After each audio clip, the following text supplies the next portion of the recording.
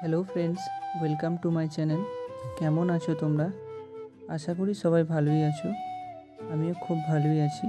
আজকে তোমাদের সাথে একটা রাজবাড়ির প্রেমের কাহিনী শেয়ার করব। সেই জায়গাটা হচ্ছে আমাদের বাড়ির পাশেই। আমরা যেখানে এখন থাকি সেখানে একটা রাজবাড়ি ছিল অনেক দিন আগে। তো সেই জায়গাটা এখন রাজবাড়ি নেই, কিন্তু সেই রাজবাড়ির কিছু স্মৃতি আছে, যেমন ভাঙা ঘর যেগুলো দেখতে পাচ্ছ তোমরা এখানে। এই রাজবাড়ির যে পৌরাণিক প্রেমের কাহিনী, সেটা রাজকন্যাকে এবং গোয়ালার ছেলেকে নিয়ে।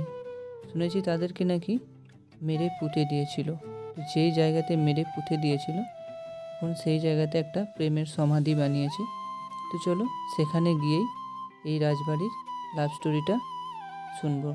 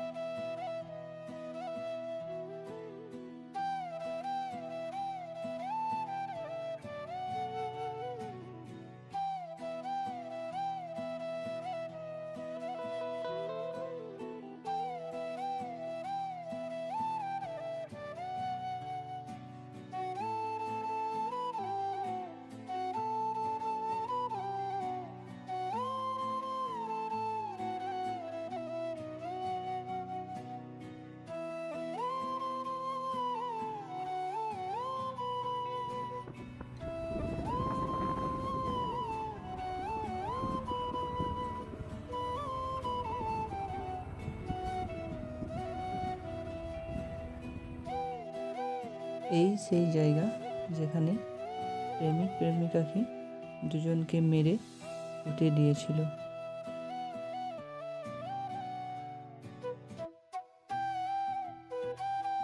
এই কাহিনীটি গ্রামের মানুষের মুখেই শুনে নেব। গ্রামে রাজগড় বলে একটি জায়গা ছিল। সেখানে রাজারা থাকতো এবং ওইখানে একটি ঘটনা ঘটেছিল। সেই ঘটনার পরিপ্রেক্ষিতে আজকে এই যে এখানে এসেছি নাঙ্গলমারা, তাদের সেই স্মৃতিকে আমরা সম্মান জানাতে, তাদের ভালোবাসাকে সম্মান জানাতে, এবং আজকে ভালোবাসার দিন হিসেবে, ভ্যালেন্টাইন ডে হিসেবে আমরা আজকে দিনটাকেই বেছে নিই। আচ্ছা, মানে কতদিন আগেকার ঘটনা এই ঘটনা পৌরাণিক? এই ঘটনাটা ঘটেছিল অনেক আগে। আমাদের স্বর্গীয় কনক বক্সী এইটির উপরে একটি গল্প লিখেছিলেন এবং একটা যাত্রাপালা করেছিলেন, এবং সেই যাত্রাপালায় আমি নিজে অভিনয় করেছিলাম। উনি সমস্ত তথ্য ঘেঁটে বার করেছিলেন। সেই সময়ে আমাদের এখানকার রাজার নাম ছিল রাজা মহেন্দ্র প্রতাপ, যাদের বংশধর এখন বিজয় চাঁদ রয়েছেন বর্ধমানে। তার কন্যা এবং তার স্ত্রী, উনি ওই রাজগড়ে থাকতেন, একমাত্র মেয়ে। পাশাপাশি গ্রাম সোয়াই থেকে গোয়ালারা ওই রাজবাড়িতে দুধ দিতে আসতো, এবং রাজপুত্র মতো দেখতে ছিল গোয়ালার ছেলে। ওর চেহারা সুন্দর দেখে রাজকন্যার খুব ভালো লাগে এবং ওর প্রেমে পড়ে যায়। এবং সেই সময়ে রাজতন্ত্রর ব্যাপার, ছোট জাত বড় জাতের একটা ব্যাপার ছিল। কোনো মতেই রাজি হয় না বিয়ে দিতে। মাঝ রাতে পাঞ্চি পেরিয়ে গোয়ালার ছেলে রাজকুমারীকে বার করে নিয়ে চলে যায়। সেই খবরটা যখন অন্দরমহলে যায়, তখন রাজা পুরোপুরি সৈন্য দিয়ে আদেশ দেয় যে তাদের যেখানে পাবে তাদের মেরে ফেলা হোক। তাদেরকে যেন মেরে ফেলা হয়। তো এই গভীর জঙ্গলের মাঝখানে ওদের এইখানে পাওয়া যায় এবং এইখানে তাদের দুজনকেই মেরে দিয়ে পুঁতে দেওয়া হয়। এলাকার লোক বহুদিন থেকে এই দিয়ে রাস্তায় পেরিয়ে গেলে তাদেরকে বনের ফুল কিংবা গাছের পাতা দিয়ে সম্মান জানায়। এটা আমরা পূর্বপুরুষ থেকে দেখে আসছি, আজও যে রেওয়াজ আছে সেটাকেই আমরা তাদের ভালোবাসাকে সম্মান জানানোর জন্যে আমরা এই দিনটিকে বেছে নিয়ে ছোট্ট করে অনুষ্ঠান এই কয়েক বছর আমরা করছি। বলছি এই ঘটনার পেছনে কি কোনো অলৌকিক ঘটনা পরবর্তীকালে দেখা গেছিল বা কোনো সামাজিক লোককথা কি শোনা গেছিল? হ্যাঁ, অনেকেই বলে যে রাত্রের বেলায় দুজনের মধ্যে কথা বলা বলি বা কান্না সুর, হ্যাঁ, এইটা মাঝে মাঝে অনেকেই শুনতে পাওয়া যায়। এবং এইখানে যদি পাতা নিয়ে দিয়ে যদি কেউ না যায় তাকে রাস্তা ভুল করিয়ে দেয়, এইরকমও রেওয়াজ আছে কথা। মানে লোকমুখে এটা শোনা হ্যাঁ, গেছে। শোনা কথা। আচ্ছা।